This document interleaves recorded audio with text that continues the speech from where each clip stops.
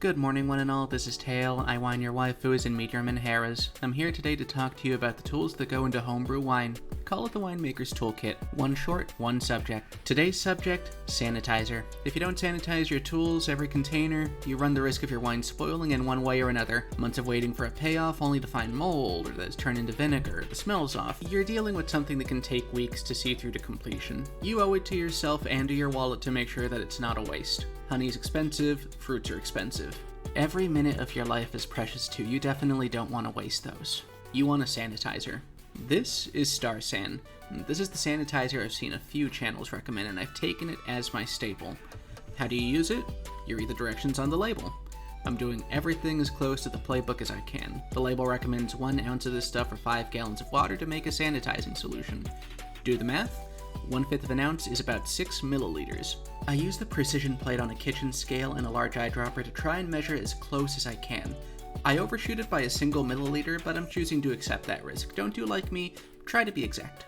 As a note of personal preference, I like to use a freshly popped gallon jug of water for each batch I make. I use distilled water if I have it lying around, but spring water is fine too. It saves me some measurements and gives me a reasonable level of quality assurance. Nothing says you can't use tap water either. I just don't trust my tap water for this purpose. I pour some of this water into the dose of StarSan I measured out earlier, then stir to combine.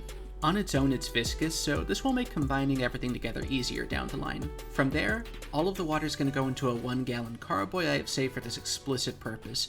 Then, I'll top it off with the StarSan dose I just combined with a little bit of water. I do it in this order because if I did the reverse, it would bubble up fiercely and I'd be sitting here waiting for the bubbles to clear up. Just saves me some time.